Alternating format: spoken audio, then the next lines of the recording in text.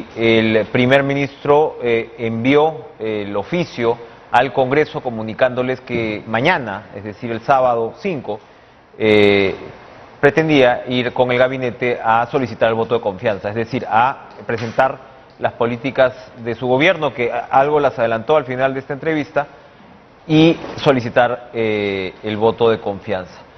La presidenta del Congreso le respondió que no, que eso lo definía, esa fecha la definía el Parlamento, y sobre todo pidió que el presidente Pedro Castillo deslinde de, en fin, más allá de todas las controversias que rodeaban al señor Valer, esta situación de la bala de plata y la bala de oro, y que el premier Valer estaba dispuesto a inmolarse para que el presidente estuviera un paso más cerca de disolver el Congreso. Recordemos pues que si se le negaba la confianza a otro gabinete, el presidente está facultado constitucionalmente para disolver el Congreso. Aquí le repreguntamos, oiga, pero si usted hace eso, evidentemente el Congreso se va a poner en guardia y probablemente, porque ya estamos hablando de esos términos, acelere pues un proceso de vacancia que hasta ahora se ha mantenido de alguna manera contenido.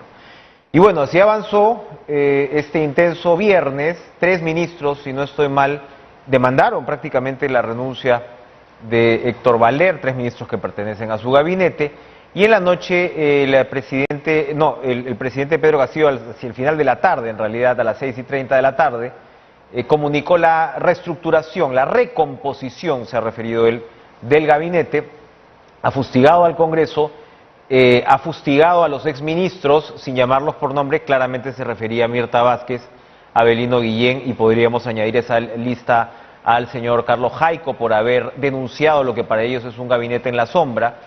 Es decir, el presidente Castillo niega esa posibilidad, y ahora mismo hay mucha incertidumbre, una vez más, por lo que será la composición del cuarto gabinete en lo que va de este gobierno.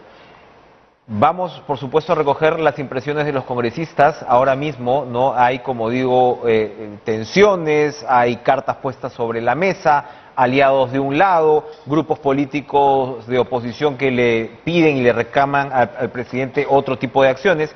Y Alex Flores, congresista de Perú Libre, ha tuiteado lo que vamos a ver. Presidente Pedro Castillo, la derecha seguirá conspirando la vacancia. La lealtad de los caviares no va más allá de sus intereses. Hora de profunda reflexión, vuelva a la senda progresista del cual nunca debió alejarse. Nombre un gabinete idóneo con sabor y olor a pueblo. Vamos a preguntarle al congresista Alex Flores, dándole por supuesto las buenas noches y las gracias por estar en este programa. ¿Cuál es ese perfil de gabinete, congresista Flores, que estarían esperando para empezar un primer ministro, nos imaginamos, de Perú Libre? Y más específicamente, este sería Waldemar Cerrón. Esa es la carta. ¿Cómo está usted, congresista? Muy buenas noches, Enrique. Gracias por invitarme. Efectivamente, hemos tenido un día políticamente bastante activo. Creo que se ha llegado a esta crisis porque no ha habido una lectura correcta de parte del presidente y ha cometido un error al nombrar a Valer y a su gabinete para reemplazar el de Mirta Vázquez. Definitivamente en Perú Libre nosotros siempre hemos tenido una vocación democrática y le hemos recomendado al presidente de que nombre un gabinete idóneo, altamente técnico, altamente político, comprometido con el programa de cambio, con el programa de transformación de Perú Libre. Y también yo desmiento de que en ningún momento el partido, la bancada, colegiadamente ha propuesto a Waldemar Cerrón. Nosotros siempre hemos propuesto una lista de profesionales probables, en fin de cuentas la prerrogativa del presidente es si lo toma o no, pero siempre nosotros hemos pensado, ¿no?, de que tienen que ser personas idóneas que conozcan el tema y que garanticen también el programa de Perú Libre. A ver, pero ustedes, ¿esa lista de profesionales está compuesta por militantes o congresistas de Perú Libre? ¿O aceptarían a alguien que no sea de Perú Libre? Me refiero al presidente del Consejo de Ministros. Sí, es natural de que el partido que gana tiene que tener para garantizar la implementación de las políticas que ha prometido en campaña, que tiene que tener los ministros, o en este caso el premier. Nosotros siempre hemos planteado una lista de profesionales, efectivamente militantes de Perú Libre, que no tendría nada de raro, pero también hemos abierto siempre la posibilidad de que puedan invitar a un personaje afín a los principios, a la ideología y sobre todo al programa con el cual Pedro Castillo ha llegado al gobierno. Y ese programa pasa por un programa de cambios, de transformaciones, un programa que dentro de la seriedad y la responsabilidad pueda empezar con la discusión de una asamblea constituyente, del cambio de la Constitución, la renegociación de los contratos ley con las grandes empresas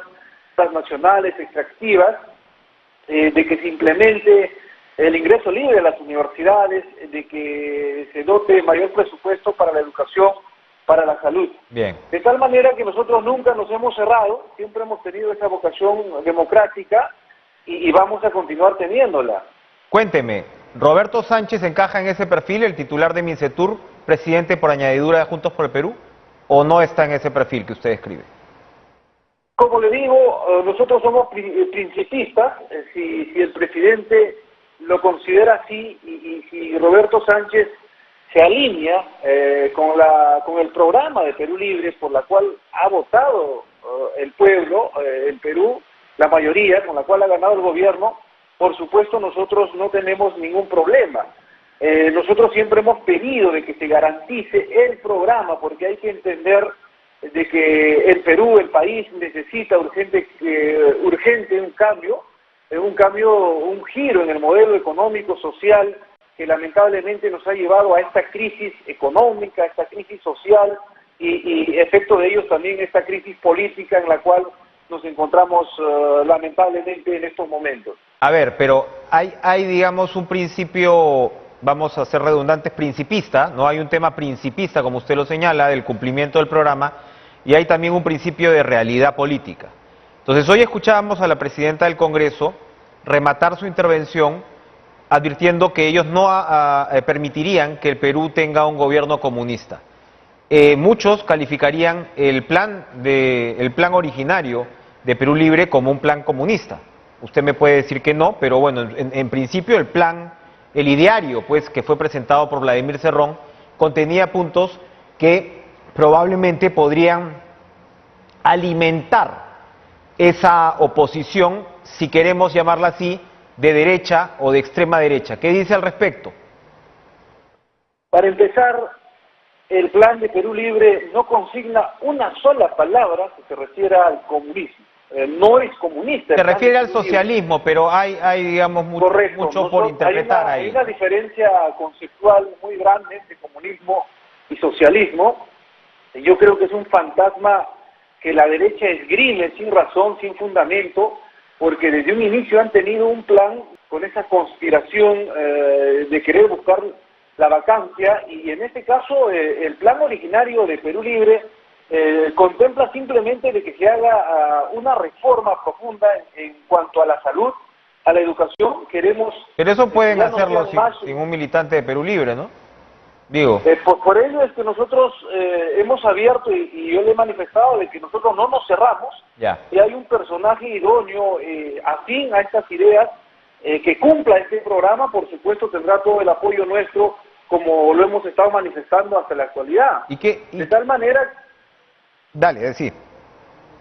Sí, le decía de que no hay por qué temer. Perú Libre no plantea, como dice la Presidenta del Congreso, un gobierno comunista de ninguna manera. Lo que queremos es un gobierno o un Estado más intervencionista, claro, como es el caso, por ejemplo... Sí, por favor, sí, termine la idea. Bueno, le decía intervencionista en temas de salud, de educación, que necesitamos que sean un derecho fundamental antes que un negocio, una mercancía, como lamentablemente estamos viviendo con este régimen económico neoliberal. Bueno, las reformas a la Constitución ponen en duda lo que usted señala, pero lo último que yo quería preguntarle, Dina Boluarte, ella era de Perú Libre, la expulsaron es voceada también como una de las posibles cartas como primera ministra. ¿No podría haber una reconciliación de Perú Libre con Dina Boluarte? En caso de la vicepresidenta Dina Boluarte, ella se ha alejado del partido, ella ha dicho que no comparte las ideas del partido que le hizo llegar al gobierno, con el cual llegó al gobierno, que nos parece bastante desleal de nuestra parte, de tal manera que en este caso pues hay que ver las cosas en la práctica. Nosotros pedimos de que se nombre un gabinete idóneo y, como le vuelvo a repetir, que empiece la implementación del plan de gobierno a favor del pueblo. Exacto, ya se nos ha terminado el tiempo, pero yo tengo que preguntarle. Me imagino que ustedes quieren obtener la confianza, ¿no?, del nuevo. A eso iba con el principio de practicidad y el Congreso repartido como está y el ambiente como está. ¿Usted cree que un premier o una premier de Perú Libre va a obtener la confianza del Parlamento? Si se garantiza la idoneidad técnica, profesional y, por supuesto, el compromiso político, por supuesto, el Congreso tendría que darle el voto de confianza, porque lo que se trata de aquí es de trabajar por el Perú. Nosotros, como le vuelvo a repetir, sin embargo, no nos cerramos, buscamos un punto medio, entendemos la situación en la cual nos encontramos, de tal manera que se nombre un gabinete, un premier, que mínimamente garantice los puntos, los planes irrenunciables e impostergables que tiene Perú Libre, ¿no?, que es implementar o empezar el debate serio del cambio de la Constitución y implementar mayor presupuesto para la educación, para la salud, a favor de las grandes mayorías. Gracias, Alex Flores, como siempre.